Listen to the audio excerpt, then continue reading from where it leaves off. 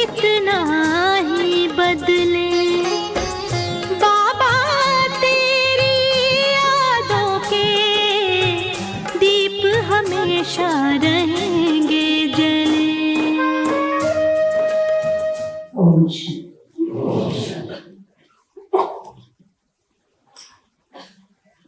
इस पुरुषोत्तम संगम पर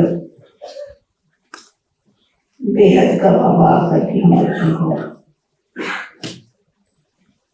21 जन्मों के लिए विश्व की बादशाही देते।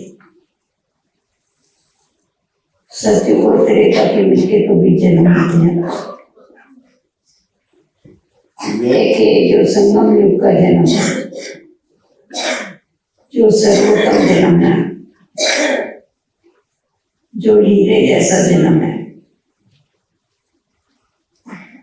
इस समय बाबा हम बच्चों को बेगमपुर का बादशाह बनाता है। बाबा कहते मेरे बच्चे बेगमपुर के बादशाह हैं। गम की दुनिया में रहते हुए उनको किसी प्रकार का कोई गम नहीं। गम प्रूफ है। अगर बाबा की याद है तो जैसा वाटर प्रूफ होता है ना, वैसे गम प्रूफ बन सकते। गम माना दुख का शांति।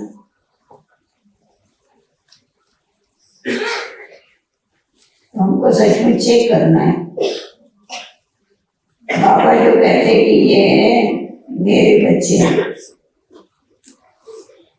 बेगमपुर के बच्चे, हमको कोई गम तो नहीं।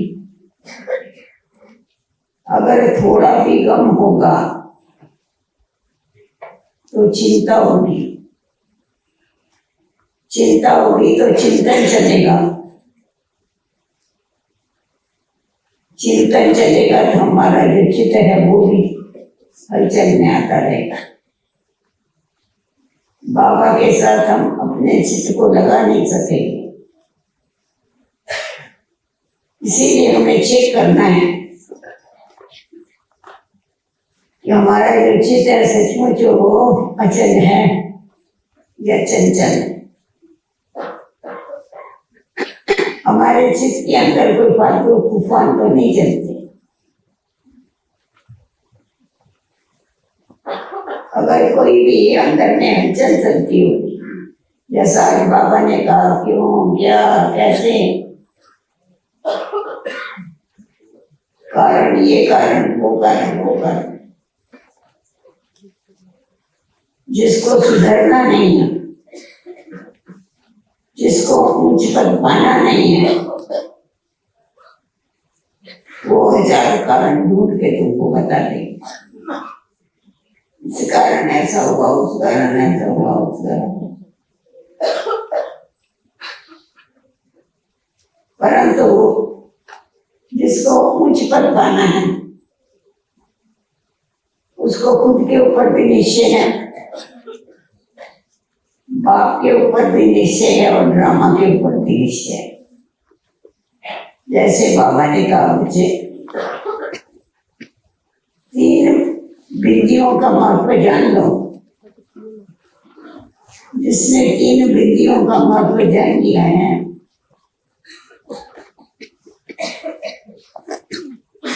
वो सदैव एक रस रह सकता है। बाबा ने हम बच्चों को सर्व झमेलों से निश्चिंत बना दिया, न्यारा बना दिया और अपना प्यारा बना दिया। अभी हमें तो खुद को जरा टटोल के देखना चाहिए अपने ज्ञान के दर्पण में कि हमारे को किसी प्रकार का गम, किसी प्रकार की चिंता, किसी प्रकार की अशांति तो नहीं। जो गायन किया जाता सिमर सिमर सुख पाओ, तो क्या हमारे सिमरन में ये आता है कि मैं कौन हूँ? हमारा वास्तविक परिचय क्या है? हम दुखहर्ता सुखकर्ता के बच्चे हैं। तो हम उसके समान हैं, बाप के समान। बाबा इस समय हम बच्चों को स्वराज अधिकारी बनाता है। स्वराज अधिकारी सो विश्वराज अधिकारी। एक जन्म स्वराज अधिकारी बना तो 21 जन्मों के लिए अधिकारी बन जाए, विश्वराज अधिकारी बन जाए। परंतु पहले एक जन्म स्व के ऊपर राज करके बताओ, क्योंकि बाबा ज्ञान और योग ये जो 2 सब्जेक्ट सिखाते हैं। ज्ञान में हम बच्चों को खुद के ऊपर जागता कैसा रखना, कंट्रोल कैसा रखना, इसकी समझानी बाबा देते हैं। नियम और उसके साथ साथ संयम। संयम का मतलब है कंट्रोल।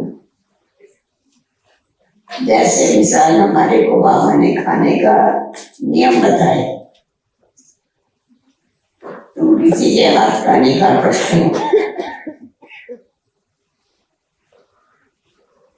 किसी भी देहधारी को अगर तुम याद रखते तो तुम्हारी बुद्धि जो विचलित होती है तो तुम निर्णय नहीं ले सकते। तो बाबा ने इसीलिए हम बच्चों को एक तरफ तो नियम बताए, दूसरी तरफ संयम बताए। हर एक कर्म इंद्रिय के लिए संयम बताए। जैसा हम देखते हैं बाबा ने पहले हम सूक्ष्म कर्म इंद्रियों की बात देखते हैं कि कैसा हम सूक्ष्म कर्म इंद्रियों के ऊपर जीत प्राप्त करते हैं, फिर स्थूल कर्म इंद्रियों के ऊपर जीत प्राप्त करते हैं। बाबा ने मन मना भव का महान मंत्र देकर के हम बच्चों को माया जीत जगत जीत बनाए। क्योंकि माया भी जो आती है वो सिर्फ स्थूल रूप से नहीं परंतु अंदर से आती है। स्वस्थिति जो है वो हमारी स्थिति है, परिस्थिति जो आती है वो बाहर से आती है। तो दोनों का आने का रास्ता अलग अलग है। स्वस्थिति का रास्ता अलग है और परिस्थिति का रास्ता है। जब रास्ता ही अलग है वो आपस में कभी टकरा नहीं सकती है। परंतु हम लोग क्या करते बाबा के बच्चे, जो स्वस्थिति के लिए शक्तियां देनी चाहिए, जो स्वस्थिति के लिए समय देना चाहिए, वो देने के बजाय परिस्थिति के साथ लड़ते रहते हैं और परिस्थिति के साथ लड़ करके थक जाते हैं। क्योंकि वो भी बलवान है, माया भी बलवान है, माया कोई कम नहीं है। इसीलिए तो 10 सिर बताते, 20 हाथ बताते।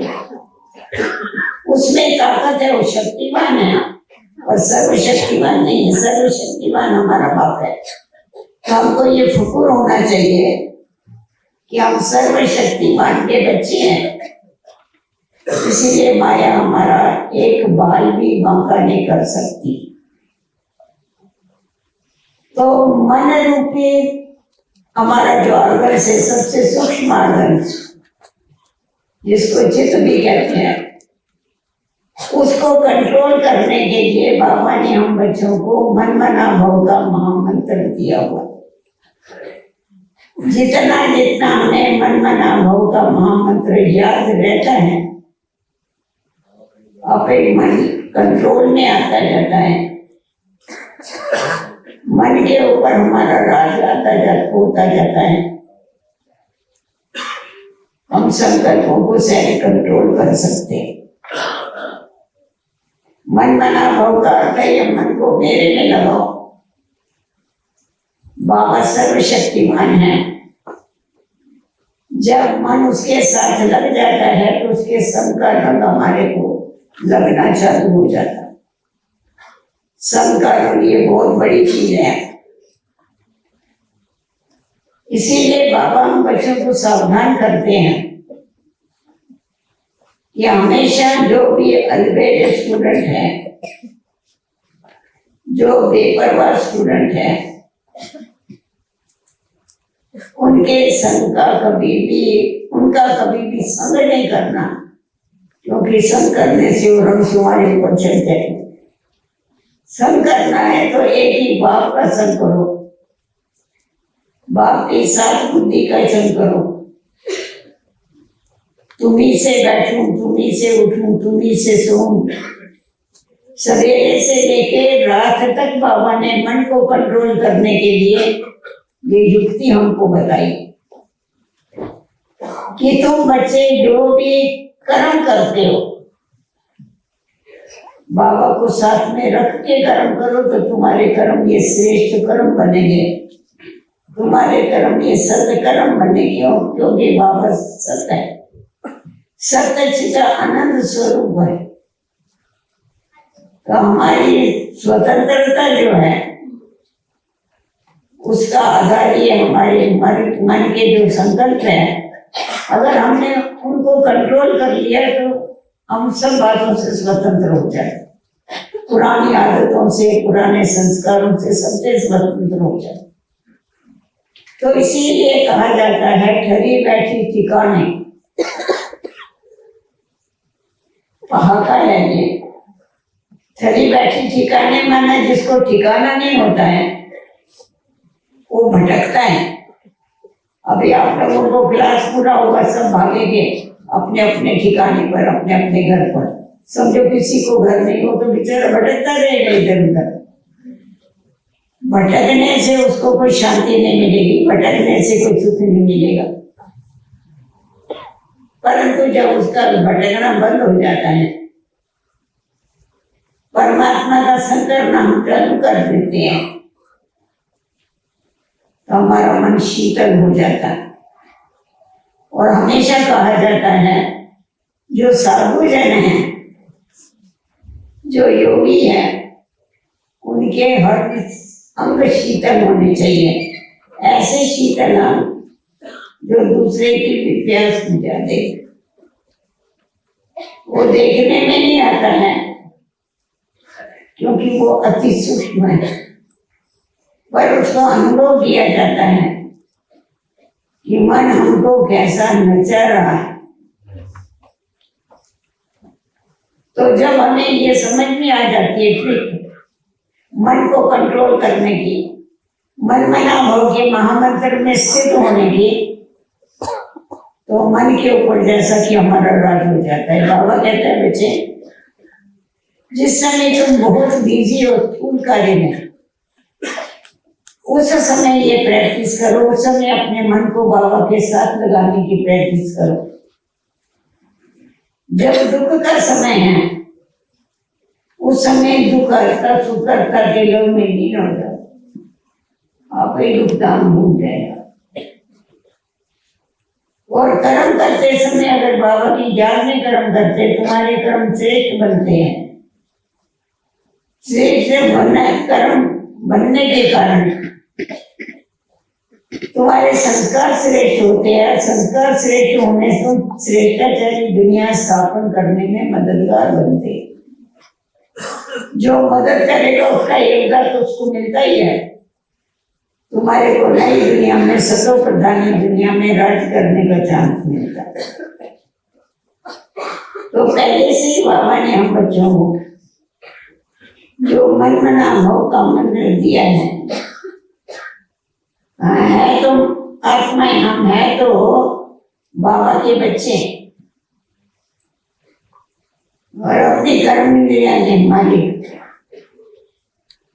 तो आत्माएं कर्म इंद्रियों की मालिक होने के कारण अपने ऊपर जागता अर्थात कंट्रोल रख सकती है, अगर वो दृढ़ संकल्प करे तो। बाकी ऐसा नहीं कि माया नहीं आएगी, माया डिस्टर्ब नहीं करेगी। बाबा ने हम बच्चों को बता दिया है माया अंत तक तुम्हारा पीछा करने वाली है, छोड़ेगी नहीं, क्योंकि हम आधा कल्प के उसके ग्राहक हैं। आज 2-4 दिन भी आप किसी दुकान पर जाते हो, जाना छोड़ देते हो, वो बेकार हो जाता है। व्यापारी पता नहीं इसको क्या हो गया, हमारा ग्राहक क्यों नाराज होकर बैठ गया, आता क्यों नहीं है, उसके पीछे पीछे घूमता है। उसको ऑफर करेगा, बोलेगा तू पैसा नहीं देना, बोले सामान तो ले जा। माया भी वो चीज है। हमने आधा तरफ जो उससे माल खरीद किया है, कभी काम तो कभी क्रोध तो कभी मोह कभी अहंकार, तो अभी वो पीछे घूमती रहती है कि तुम मेरे को छोड़ के क्यों जा रहे हैं, मैंने तुमको क्या तकलीफ दिया है। और हम उस माया से पूछे तूने हमको क्या तकलीफ नहीं दिया है, वो तो बता। तूने हमारा सब कुछ छीन लिया और फिर भी बोलती है मैं तुमको क्या तकलीफ देती।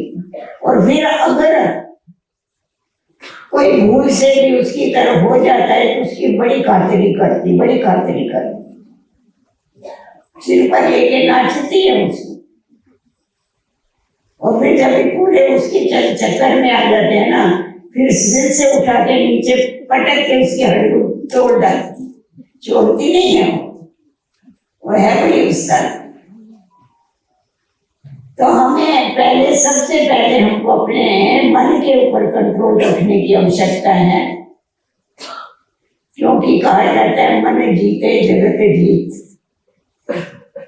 जिसने मन के ऊपर विजय प्राप्त कर लिया उसकी समझो जगत में जीत हो गई। क्योंकि अच्छे और बुरों का जो स्तोत्र है, जो ठिकाना है वो मन है। मन ही अच्छे और बुरे कर्म पैदा करता है। तो इसके कारण हमको अपने मन को ठीक रखने के लिए मन मना भाव के महामंत्र को हमेशा याद रखते हुए आगे बढ़ते जाना है। दुनिया में ऐसा कोई भी व्यक्ति नहीं है, ऐसी कोई आसामी नहीं है जो कहे तुम मेरे को याद करो, और किसी को याद नहीं करना। एक बाबा ये जो आकर के कहता है मुझे याद करो, क्योंकि माया जो है वो जब देखती है ये ईश्वर की तरफ लग जाते हैं तो वो भी धीरे धीरे बिल्ली के पैरों की तरफ, जैसा बिल्ली चलती है तो मालूम नहीं पड़ता है, वैसा वो भी धीरे धीरे वार करती है। पॉइजन है, विकारों के अधीन होना माना पॉइजन, विष है। परंतु अगर परमात्मा जो है उसकी याद में रहते तो वो विष हमारे को कुछ नहीं कर सकता है। हम उससे सेफ रह सकते हैं अगर ईश्वरीय याद सदैव है। तो शास्त्रों में दृष्टांत देते हैं ना, मीरा का, उसको जहर का प्याला भेजा राम इसने राणा ने, तो वो भी अमृत बन गए। विश्वास है चीज है। अभी जहर अमृत नहीं बन सकता है, परंतु उसने उसको स्वीकार ऐसा किया जैसा कि अमृत बन गया। तो इतनी ताकत उसमें है। तो सबसे पहले जब हम मन के ऊपर विजय प्राप्त कर लेते हैं तो क्या होता है, मन के ऊपर विजय प्राप्त करने के बाद हमारी और कर्म इंद्रियों के ऊपर धीरे धीरे जीत होती जाए। क्योंकि जो भी हमें मन में विचार उत्पन्न होते हैं उनको प्रैक्टिकल में करते हैं तो धीरे धीरे मन को आगे बढ़ जाती है। ये तो मनमोहन जी है, मन के ऊपर कंट्रोल करके चलता है, इसको हमें नहीं छोड़ना चाहिए। दूसरी बात, दूसरा सूक्ष्म जो हमारा अर्गन है मन और बुद्धि। बाबा हमेशा हम बच्चों को कहते हैं तुम्हारी बुद्धि की लाइन बहुत क्लियर होनी चाहिए, क्योंकि बुद्धि की लाइन अगर क्लियर नहीं होगी तो तुम बाबा से प्रेरणाएं कैच नहीं कर सकेंगे। इसीलिए तुम्हारी बुद्धि सोने की होनी चाहिए, सोनी बुद्धि, जिसमें ज्ञान अमृत ठहर सके। तुम्हारे ये कान में सोने के हो गए, बुद्धि भी सोने की हो। ये कैसे बनेगी? ये ईश्वरीय ज्ञान के आधार पर हमारी बुद्धि जो है वो गोल्डन एज बनती है, हमारे ऑर्गन्स गोल्डन एज बनते हैं, उसमें कोई भी मिलावट नहीं होती। हम जो संकल्प करते हैं, संकल्प ये बुद्धि का भोजन, जैसा भोजन का मन के ऊपर असर होता है वैसा संकल्पों का बुद्धि के ऊपर असर होता है। तो जो बड़े आदमी होते हैं हमेशा क्या करते हैं, उसको जो भोजन देते हैं ना चेक करके पीछे देते हैं कि पॉइजन तो नहीं डालने। तो हम भी जो बुद्धि को भोजन देते हैं संकल्पों का, पहले चेक करें इसमें कोई मन मत, पर मत, जन मत, उसका विषय तो हमने नहीं डाल के रखा है। श्रीमत के अनुसार ही हम संकल्प कर रहे हैं। जब कोई उसको पर लग गए, परमत आ गई है, जिसके कारण क्या है, हमारी जो बुद्धि है उसमें जो संकल्प पहुंचते हैं वो क्या हो जाते हैं, पॉइजन वाले हो जाते हैं, मूर्छित हो जाते हैं, फिर वो काम नहीं करते। तो इसीलिए हमारे को क्या करना है, जो भी संकल्प आवे बाबा कहता है तुम मेरे अर्पण करना। जितना जितना तुम बाबा के अर्पण करते जाएंगे तुम्हारे को टेव पड़ जाएगी अच्छे संकल्प, दृढ़ संकल्प करने की, पवित्र संकल्प करने की, क्योंकि तुमको बाबा के ऊपर भेंट चढ़ाना है। जब भगवान के ऊपर फूल चढ़ाते हैं, फल चढ़ाते हैं, दुकान वाले को खास बोलेंगे भाई अच्छा फल देना, अच्छा फूल देना, क्योंकि हमको भगवान के ऊपर भेंट चढ़ाना। तो स्थूल चीज भी उसके ऊपर भेंट चढ़ाते हैं तो क्या करते हैं, अच्छी से अच्छी चीज देते हैं। उसी प्रकार मन रूपी भोजन भी हमारे को क्या करना है, बहुत स्वच्छता से करना है और बहुत स्वच्छता से बनाना है। खास माताओं को बाबा कहता है ना, मेरी याद में रह के भोजन बनाओ, मेरी याद में रह के भोजन खाओ। बाबा खुद भी बैठता था भोजन खाने को, साकार बाबा बच्चों को कहता था, मेरे से बीच में पूछो बाबा याद है, शिव बाबा याद है। अभी कोई कोई बड़े भोले बच्चे होते वो समझते थे ब्रह्मा बाबा शिव बाबा को पूछा, बाबा आपको बाबा याद है क्या? अरे बाबा याद नहीं तो क्या तू याद है क्या? बाबा ही तो याद रहेगा और कौन याद आएगा? तो बाबा ने हर कर्म हम बच्चों को करके बताया। तो इसीलिए हमको ये देखना है कि हमारे संकल्प इतने प्योर हो गए, उसमें कोई भी मिक्सचरिटी नहीं हो गए जिससे बुद्धि हमारी मूर्छित हो जाए, उसके ऊपर असर हो जाए और हम समय पर बाबा की प्रेरणाओं को कैच नहीं कर सके, ऐसी हालत हमको नहीं करनी है। इसीलिए हमको क्या करना है, अपनी बुद्धि को कंट्रोल में रखना है। बुद्धि के ऊपर हमारा राज, मन के ऊपर राज हो, मन, बुद्धि और संस्कार। क्योंकि हम खुद को छुड़ाने के लिए कभी कभी कहते हैं, कोई गलती करते हैं, कोई कहता है तुमने ये गलती कर दिया, हाँ मेरा संस्कार ही ऐसा। बाबा कहता है जब तुमने जन्म बदली कर डाला, ये संस्कार तो तुम्हारे पुराने जन्म का संस्कार है, उस पुराने जन्म वाले संस्कार को तुम यहाँ क्यों लेके आए? तुम्हारे संस्कार आदि और अनादि संस्कार हैं। तुम्हारे संस्कार बाप समान होने चाहिए, क्योंकि तुम बाप के बच्चे हो। अगर तुम्हें ये याद रहेगा कि हम बेहद बाप के बच्चे हैं, हमारे संस्कारों के द्वारा, हमारे कर्मों के द्वारा ही बाप को हमें प्रत्यक्ष करना है, तुम्हारे से कभी भी कोई उल्टा काम नहीं होगा। थोड़ी विचार करने की बात है। 63 जन्म हमने खूब पेट भर के पाप कर लिया, कम नहीं किए। हाँ, पाप कर करके पाप आत्मा बन गए। अभी वो पाप धुलाई करने में, वो पाप चुप्पू करने में कितनी मेहनत करनी पड़ती है। एक तो योग की अग्नि को प्रज्वलित करते, दूसरी तरफ शारीरिक भोगनाएं होती है, तीसरी तरफ आपसी हिसाब किताब होते हैं, कितना हमारे को चुप्पू करना पड़ता है। तो हमको आगे से ये ध्यान में रखना है कि हमको नया कोई भी हिसाब किताब, नया कोई भी पाप बनाना नहीं है। कुछ भी हो जाए हमें पाप नहीं करना, हमें सदैव पुण्य कर्म करते चलना है। इसलिए अपनी बुद्धि को, हमारी को क्या करना है, बाबा की हमने बुद्धि को अर्पण कर दिया। अर्पण की हुई चीज कभी वापस नहीं दी जाती। बाबा कहता है मैं तुम्हारे को रिटर्न में सतो प्रधानी बुद्धि देता हूं। मैं तुम बच्चों को ऐसी बुद्धि देता हूं जो तुम्हारे अंदर जजमेंट पावर आ जाती है।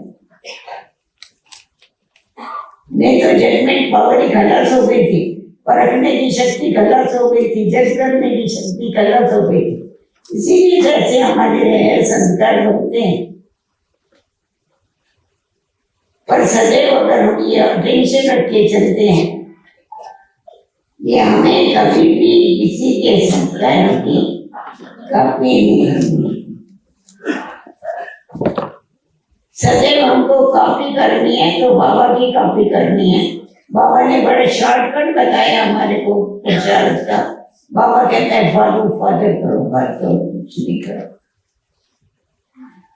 ज्यादा मेलों में नहीं जाओ। बाबा को कॉपी करते जाएंगे तो कभी भी घबराएंगे नहीं। कोई बात होती है ना, कोई कोई बहुत घबरा जाते हैं और घबराने के कारण माया से फेल हो जाते। माया नहीं, माया नहीं।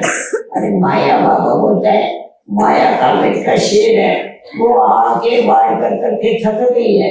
वो समझती है ये ब्राह्मण तो मेरा सुनने वाले नहीं, और ही दूसरे को बिगाड़ देंगे मेरे बारे में। तो इसीलिए माया को तुम याद नहीं करो, माया कुछ भी नहीं है। तुम अपनी दिनचर्या को ठीक करो, माया को आने का मार्जिन ही नहीं मिलेगा अगर दिनचर्या ठीक हो जाए। तो बाबा ने हम बच्चों को अमृत वेले उठने से लेके रात सोने तक सारी दिनचर्या बना के दिया है, सिर्फ हम उसको फॉलो करने की आवश्यकता है। उसके लिए अटेंशन चाहिए, उसके लिए हमेशा सामने आदर्श चाहिए। वो आदर्श हमारा ब्रह्मा बाबा। थोड़ी बात होगी तो उसको बड़ा करेगी, घबरा जाएगी और फेल हो जाए। घबराया, डरा, मना मरा, माया मार डालती। इसीलिए कभी भी माया से डरना नहीं, निडर होके लड़ो। सोचकर मनाइए निडर। डरने वाले को सोचकर नहीं कहा जाता है। हम निडर होके डरेंगे तो माया हमारे से डरेगी।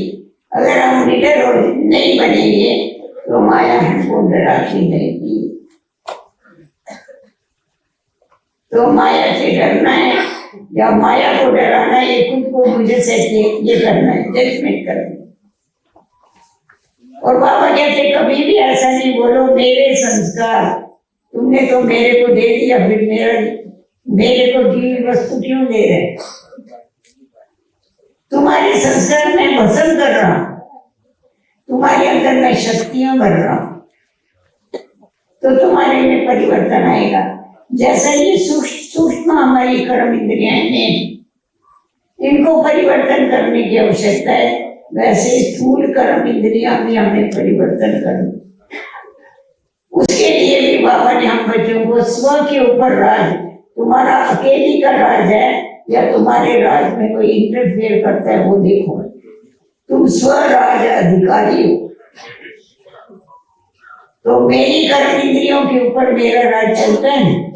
कभी कभी दो दो राजा हो जाते हैं, माया आके बीच में है, डिस्टर्ब करती है। अरे तो मेरे ग्राहक इतने पुराने ग्राहक उधर कैसे चले गए, उसके पीछे लग जाते। नहीं, हमारे को तो एक ही बाबा की सुननी है, एक नाम ही बनते थे। अगर ये बात ध्यान में होती है ना, फिर हमारी बुद्धि इधर उधर कहाँ नहीं जाती है, बाबा की तरफ ही चली जाती। पर निश्चय हमारा पक्का होना चाहिए। जिनको निश्चय है वो सदैव निश्चिंत रहते, और जो निश्चिंत रहते हैं उनकी विजय निश्चित होती है। निश्चित मानो सर्टन, गारंटी से। जब भी तुमको ये शक होता है ये काम सक्सेस होगा या नहीं होगा, होगा या नहीं होगा, ये जो सेंटेंस है ना, ये सफलता को दूर करता है। सफलता और तुम इसके बीच में पर्दा खड़ा हो जाए। शक हो गया ना, शक कभी भी सफलता नहीं दिला सकता, इसीलिए शक नहीं रखो। कल पहले वाली याद करो बात। पहली बारी थोड़ा ही हम माया पर जीत पाएंगे, हम तो कल पाते हैं। हम नहीं जीत पाएंगे तो और कौन पाने वाले। जब इतना दृढ़ विश्वास हमारा खुद के ऊपर होता है तो माया कुछ भी कर नहीं सकती। परंतु अगर हम हमारी सफलता के बारे में हम हिलते रहते हैं तो हमारी सफलता हिल जाती है। इसलिए हमारे को हमारे कर्म इंद्रियों के ऊपर, हमारे संस्कारों के ऊपर हमारे को विजय प्राप्त हमने अनेक बार किया है, और हम करेंगे, जरूर करेंगे। क्यों नहीं करेंगे? बाबा बोलता है क्यों नहीं करेंगे। हमारा साथी तो भगवान, जिसका साथी है भगवान, माया के आंधी और तूफान उसको रोक नहीं सकते। परंतु हमें ये ध्यान में रखना है, जो ईश्वरीय नियम है उन नियम के अंदर अगर हम चलते हैं तो स्वराज अधिकारी बनते। बाबा ने बीच में मुट्ठी चलाई थी। बाबा ने कहा तुम चेक करो, तुम्हारे राज में कोई इंटरफेयर करने वाला तो नहीं। माया इंटरफेयर करती है और कौन करता? दो का राज तो नहीं है, तुम्हारा अकेले का राज चलता है। तुम्हारे आंखों के ऊपर तुम्हारा राज है। जो देखना है वही देखते हो, या नहीं देखने वाली बातें नहीं देख लेती। बाबा ने हम बच्चों को बताया तुम्हें इन नेत्रों से देखना है तो आत्मा को देखना है। आप बोलेंगे इतना बड़ा शरीर नहीं दिखाई पड़े, शरीर दिखाई पड़ेगा, परंतु शरीर देखना नहीं है, तुम्हें तो आत्मा को देखना है। इसलिए बाबा कहते हैं भ्रुकुटी में देख करके तुम बात करो किसी से।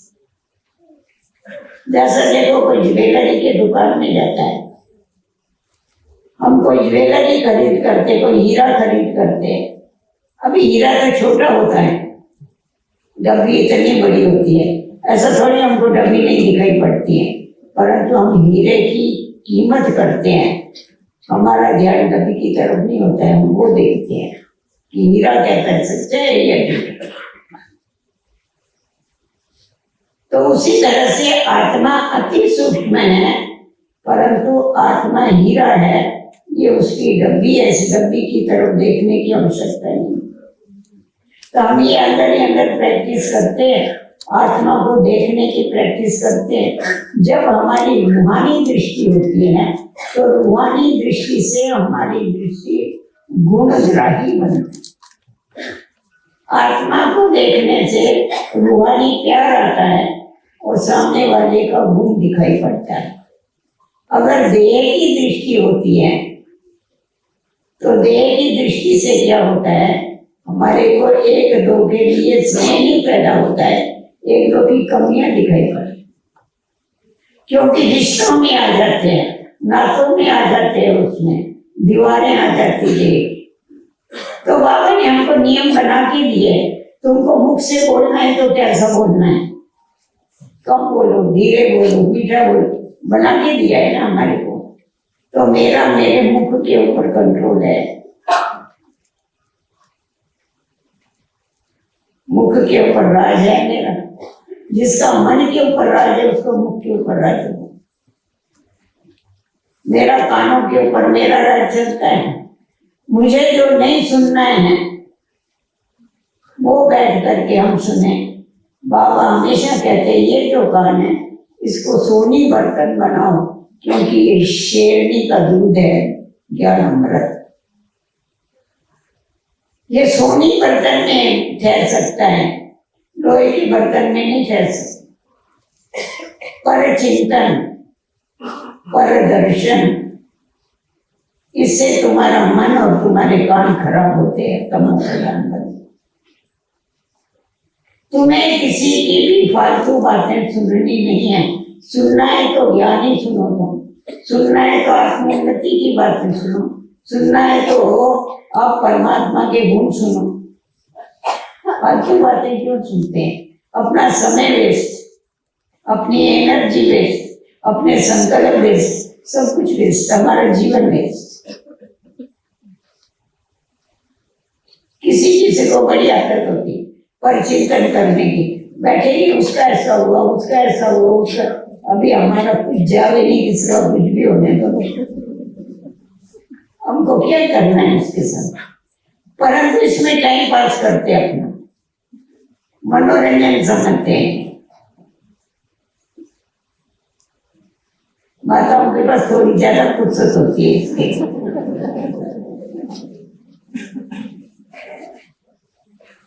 इसीलिए बाबा बड़ा चतुर है, इसीलिए ज्ञान का कलश माताओं के सिर के ऊपर रख दिया। तुम्हारे को ज्यादा बातें करनी है, देखो हमारे तुमको ज्यादा बातें करनी है ना, तो चलो ज्ञान अमृत पिलाने का काम करते रहो, ज्ञान का वर्णन करते।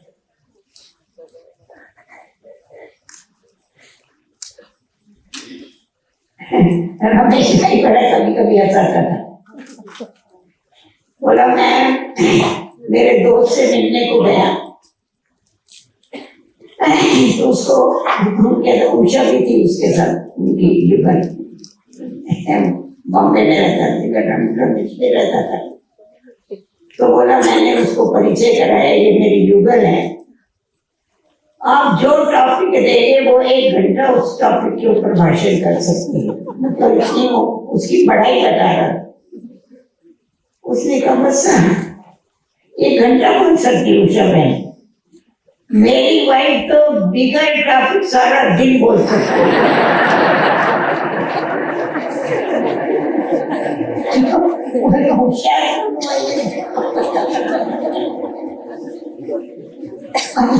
कंट्रोल नहीं। तो बाबा ने हमारे को कंट्रोल करना सिखाया। ये मुख जो है ना 2 काम करता है, बोलने का भी काम करता है, खाने का भी काम करता है। तो बाबा ने खाने का भी कंट्रोल, सात्विक भोजन खाओ, सात्विक अन्न खाओ, परंतु लिमिट का खाओ, समझा? सोना और खाना ये अपने हाथ में है। आपको जितना बढ़ाना है उतना बढ़ा सकते हो, जितना कम करना है उतना कम कर सकते। सोते रहो सोते रहो सोते रहो, आदत ही बढ़ जाएगी सोने, आलस। खाते रहो, थैली बड़ी होती जाती है खाने की, और वे क्या आता है फिर योग में बैठे के जुटता है।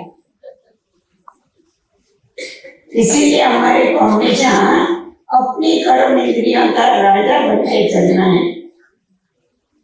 कर्म इंद्रियां हमारे कंट्रोल में चलेगी, हमको ध्यान में रखना है। तभी बाबा रोज हमारे को पक्का कराता है कि बुरा मत सुनो, बुरा मत देखो, बुरा मत बोलो, बुरा मत सोचो।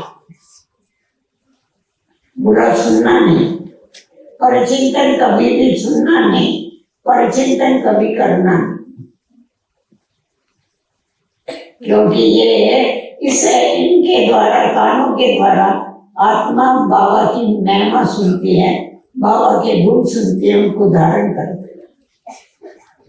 ये कान बहुत इंपॉर्टेंस है। स्कूल में देखो बच्चे होते हैं, बच्चे जब ये भूल करते तो कान कौन ये टीचर क्या पकड़ता है उनको? कान पकड़ता है ना, नाक नहीं पकड़ेगा, कान पकड़ेगा। भूल करते हैं तो क्या पकड़ते हैं? माफी मांगने के लिए कान ही पकड़ते हैं ना।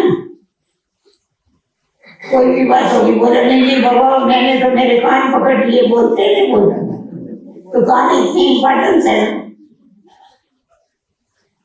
और फिर अगर कोई शहर में घमसान हो जाता है तो सबसे पहले क्या बंद करते हैं लोग?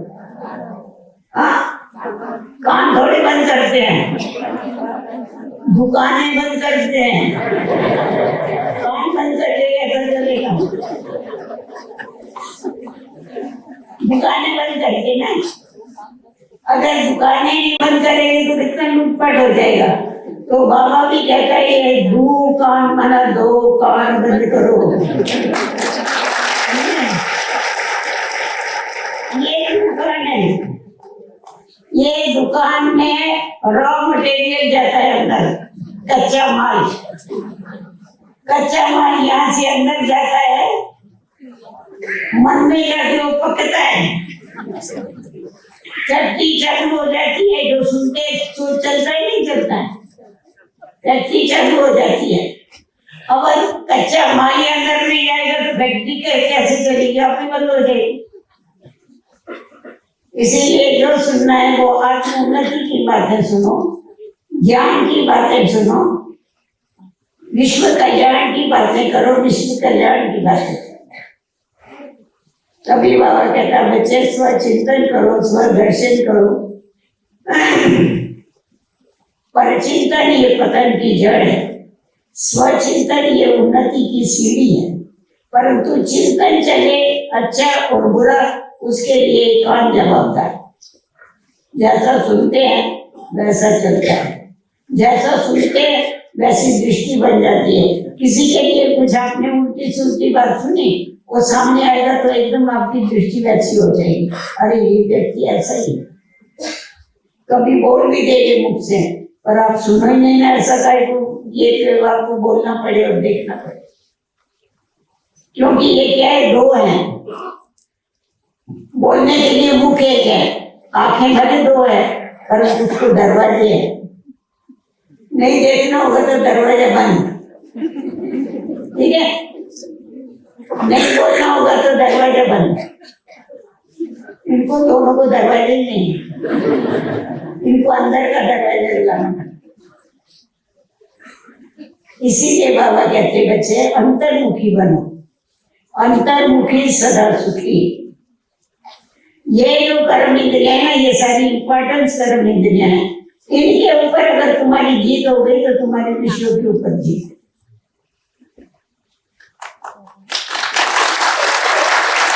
ये अगर तुम्हारे कंट्रोल में आ गए तो सब कुछ तुम्हारे कंट्रोल में आ जाए। इसीलिए हमारे को हमेशा इन बातों का ध्यान रखते हुए अपने कर्म इंद्रियों का राजा बन के चलना है। मन चला नहीं चलना है। कोई मन चाहिए होते हैं, मन जैसा चलेगा वैसे चलते रहेगा। पहले वैसे चलते थे, जैसा मन बोलता था वैसा चल, गुलाम बन के चल रहे थे। परंतु अभी हम मन के ऊपर नहीं चलते हैं। कहते नहीं मन मत वाला है, मन चला है, जैसा चाहिए वैसे चलता रहता है। हम तो अभी श्रीमत के ऊपर चलने वाले, जैसा बाबा बोलते हैं वैसा कर। तो सदैव श्रीमत को सामने रखेंगे तो स्व के ऊपर राज कर सकेंगे। जो स्व के ऊपर राज कर सकता है वही विश्व के ऊपर राज कर सकता है। खुद के ऊपर, खुद की कर्म इंद्रियां ही कंट्रोल में नहीं है तो विश्व को कहां से संभालेंगे? इसीलिए पहले अपनी कर्म इंद्रियों का राजा बन जाओ, फिर विश्व का राजभाग मिलेगा। छोटा जितना प्रचार होगा उतना, छोटा राज या बड़ा राज मिलेगा तो सही पूछना। इसीलिए बहुत उसके लिए अंतर्मुखी बनने की आवश्यकता है। बाहर की बातों को देखना, जिन बातों से कनेक्शन नहीं है वो बातें सुनना, जिन बातों से हमारे को कोई लेना देना नहीं है वो देखना। बाबा हमेशा कहते थे बच्चे सिनेमा कभी देखना नहीं। सिनेमा माना सीन की माँ, सीन सिनेमा अंग्रेजी में सिनेमा पॉप। सिनेमा आजकल तो कितने गंदे सिनेमा है। अभी थिएटर में नहीं जाते, हर एक के हाथ में थिएटर पकड़े हुए, सब कुछ आता है ना उसमें।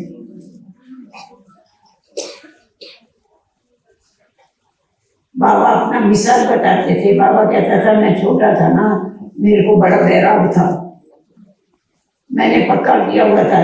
दादा अपना अनुभव बता, मैं पक्का किया था मैं बस सन्यासी बनूंगा, ये करूंगा वो करूंगा।